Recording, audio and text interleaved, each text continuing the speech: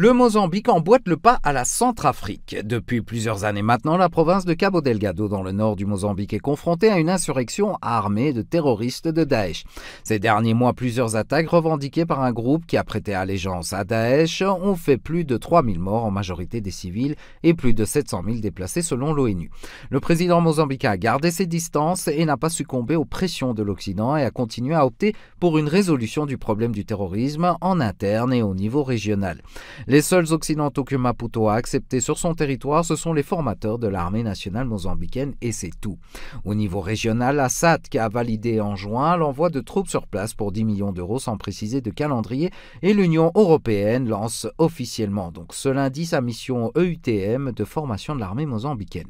Mais là où l'on peut constater une ressemblance avec la Centrafrique, c'est qu'au niveau international, le Mozambique bénéficie de l'aide russe, certes, et au niveau intercontinental, le Rwanda vient d'accepter la demande d'aide militaire de Maputo.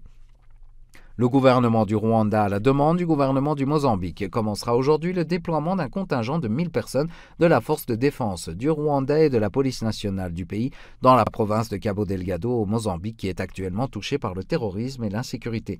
La force conjointe travaillera en étroite collaboration avec les forces de défense armées du Mozambique et les forces de la communauté de développement de l'Afrique australe dans le secteur de responsabilité désigné. Le contingent rwandais soutiendra les efforts visant à restaurer l'autorité de l'État mozambicain en menant des opérations de combat et de sécurité ainsi que des opérations de stabilisation et de réforme du secteur de la sécurité. L'Occident n'a toujours pas réussi à se frayer un chemin pour débarquer au Mozambique, mais celui qui est le plus touché par ces décisions de Maputo, c'est la France. En effet, Paris a tout mis en œuvre afin de pouvoir se déployer au Mozambique, non seulement à travers sa multinationale Total, mais également au niveau militaire en transportant donc des troupes d'Afrique de l'Ouest dans la région, la transformant ainsi en un deuxième Sahel. De plus, l'Élysée a également tenté de prendre le monopole des eaux du Mozambique et de Madagascar grâce aux îles éparses qu'elle a illégalement gardées.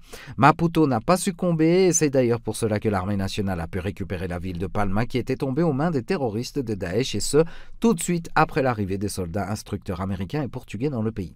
Maputo reste sur ses gardes et barre la route à l'invasion militaire occidentale sur son territoire.